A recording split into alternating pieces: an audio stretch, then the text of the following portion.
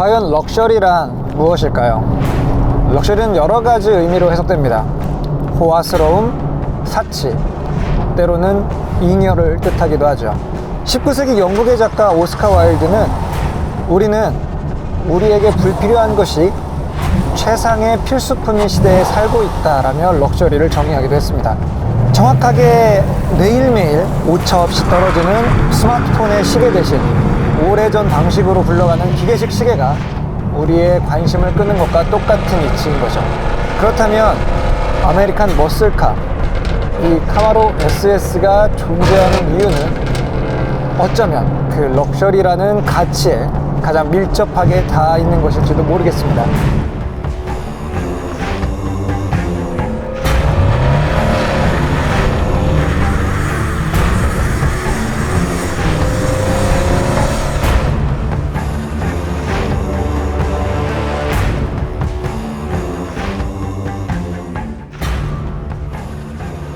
카마로 SS가 럭셔리카라는 이야기는 아닙니다. 하지만 럭셔리의 그 본질에 굉장히 가깝게 닿아 있는 자동차라는 것이죠. 이 차는 모든 것이 큽니다. 모든 것이 넘쳐나죠. 크기, 무게, 출력.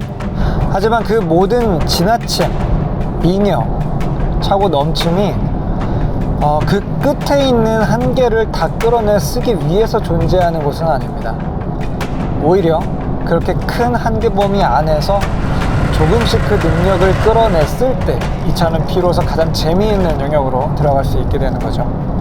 사실 이 차에 들어가 있는 V8, 이 푸시로드 방식의 OHV 엔진은 400마력, 500마력, 스포츠차저가 올라간 모델들은 700마력, 800마력까지도 올라가기는 하는데 그 높은 출력을 항상 내세우고 있지만 그 출력을 다 끌어내서 타라는 차는 아닙니다.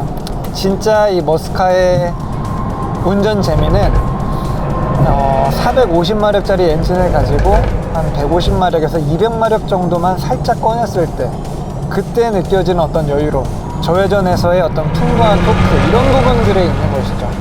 군용 차량을 운전해 보셨는지 모르겠지만 그 대형 디젤 엔진을 달고 있는 군용 장비들이 저회전 RPM에서 보여주는 그런 묵직하게 밀고 나가는 느낌들이 있거든요.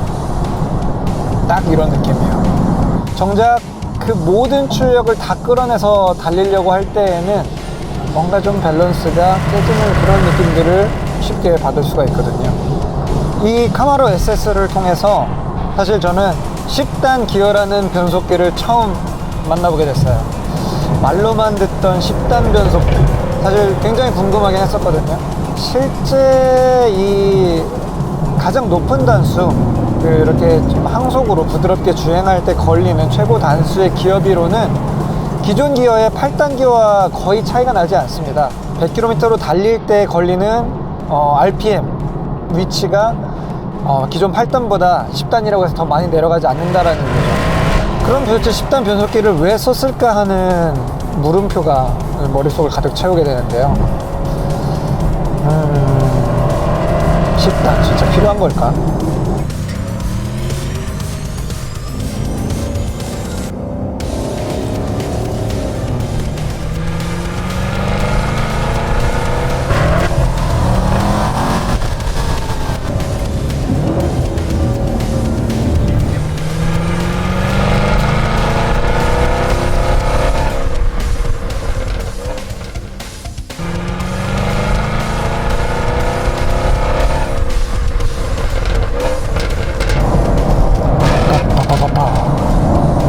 다운시프팅을 한번 할 때마다 뒤쪽 배기관에서 한바탕 난타가 일어나거든요. 정말 그 타악기를 여러 개의 타악기를 갖다 놓고 혼주하는 것 같은 그런 복잡한 소리가 들리는데요. 그 난타를 들을 수 있는 횟수를 여러 번 늘려줬다라는 게 사실 이 10단 변속기가 갖는 가장 큰 장점이 아닐까 싶습니다. 다운시프트를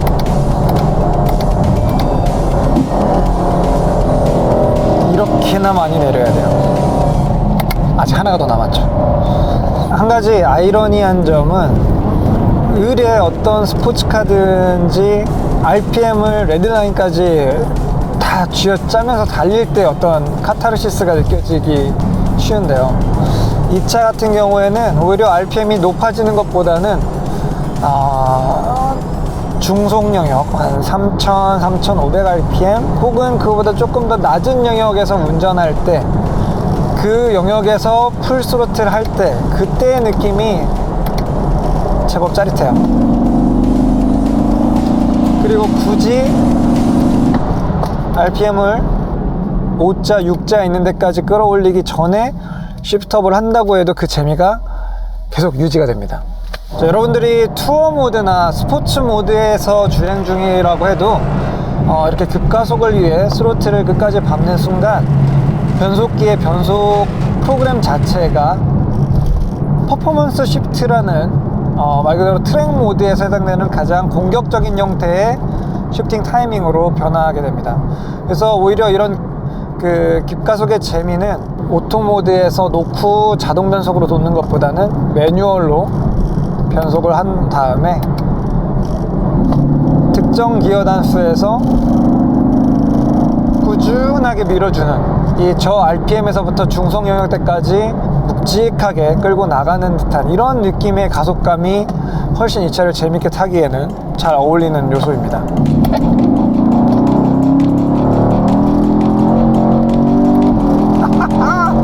3단 휠스피닝. 이렇게 젖어있는 도로에서는 275 사이즈의 후륜 타이어라고 할지라도 금방 이 차의 막강한 토크 앞에 항복을 외치고 맙니다.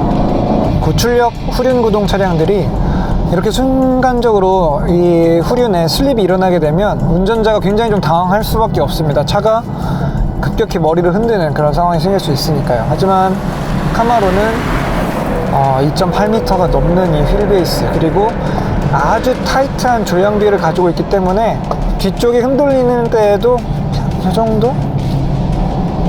이 정도로 차의 균형을 충분히 잡아줄 수가 있어요. 이 차의 브레이크는 진짜 인상적인데요. 사실 엄청나게 뚱뚱한 몸무게임에도 불구하고, 그리고 이 크로스 드릴이나 슬롯이나 디스크 표면에 어떠한 그런 이 발열 조치를 해놓지 않은 상태임에도 불구하고 고속에서 이 무게를 충분히 다스리는데 부족함이 없어 보입니다. 이 카마로란 녀석은요, 우리가 미국 스포츠카의 막연히 가지고 있던 선입견들과 모두 정반대의 움직임을 보여줍니다. 저속보다는 고속이 재미있고, 직선보다는 코너가 재미있고, 그리고 가속 성능만큼이나 감속시의 느낌도 뛰어난다는 거죠. 우리가 흔히 미국차 하면 생각하고 있었던 굉장히 크고 비효율적이고, 그리고 출렁출렁하고 물렁물렁한 어떤 그런 하체 반응, 직진만 할 수 있고 회전은 제대로 못한다라는 어떤 그런 이 미국의 대륙적인 어떤 기질을 반영한 그런 상품이 나올 것이라 라고 생각하고 있는 그런 부분들에서 충격적으로 다가올 수 있을 만큼 오늘날의 미국 차들은 변해 있습니다. 카마로 SS의 디자인은 그저 단순한 머스카를 표방하고 있는 게 아닙니다. 굉장히 많은 노력을 들여 공기 속을 효율적으로 뚫고 지나갈 수 있는 형상을 갖추게 되었죠. 특히 전면부에 이 풍동 터널에서 다듬어진 여러 가지 디테일들을 눈여겨볼 필요가 있습니다. 범퍼 하단에 있는 이 스플리터는 길게 앞쪽으로 빠져나와서 전면부에 차량 양력을 줄여주는 역할을 하게 됩니다.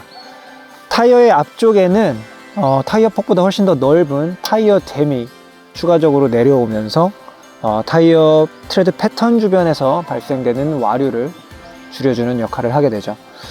범퍼 중앙 하단부에 센터 그릴 쪽을 자세히 보게 되면 브레이크 디스크 쪽으로 연결되는 냉각 채널도 별도로 마련되어 있습니다. 흡사 고성능 GT 레이스카에서 볼 수 있을 법한 그런 구조를 가지고 있죠. 그리고 후드 중앙 부분에 냉각을 위한 이 방열 덕트는 실제로 본네트 위쪽에 발생하는 양력을 줄여주는 에어로 다이나믹적인 효과까지도 동시에 추구를 하고 있습니다. 카마로 SS를 고속으로 몰아붙일수록 흡사 외관에 윙들이 많이 달려있는 그런 경주차에서 느껴지는 것 같은 접지력의 증가를 경험하게 됩니다.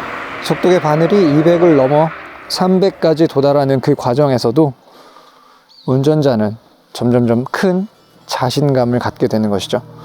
그 영역을 경험하지 않은 사람들은 절대 상상할 수 없는 놀라운 실력입니다. 하지만 지금 사람들은 필요하지도 않지만 없다고 크게 문제되는 것도 아닌 그러한 럭셔리에 더 많은 수요를 가지고 있습니다. 과거에 이 아메리칸 머슬카들이 지나친 잉여에서 오는 불균형이 그 고유의 특징이었다고 한다면요, 오늘날 현 시대에 만날 수 있는 아메리칸 머슬들은 각 부분에 넘치는 그런 어떤 잉여물들이 조화롭게 균형을 잘 이루고, 그리고 또 그 잉여분을 즐길 수 있는 영역에 들어갔을 때에는 꽤나 운전자에게 즐거움을 선사해주는 그런 자동차들이 되었다라고 생각이 됩니다. 여전히 이 럭셔리의 가치, 그리고 아메리칸 머슬 존재 이유에 대한 논란들은 지속될 것 같은데요. 그래도 오늘 이 차와 함께 하면서 제가 느낀 점은 이 차가 갖는 진정한 장점을 여러분들이 직접 느끼기 위해서는 조금 더 빠른 속도, 조금 더 빠른 코너, 우리가 일상적인 영역에서는 전혀 필요하지 않지만 잉여적으로 접근할 수 있는, 사실 필요하지 않고 원해서 갈 수 있는 그런 영역에서 보여주는 어떤 놀라운 움직임들이 꽤나 마음에 드는 자동차였습니다. 앞으로도 이 아메리칸 머슬카들이 어떻게 미국적인 색채를 잘 유지하면서 진화될지 많은 기대를 걸어보면서 저는 다음 시간에 찾아뵙도록 하겠습니다.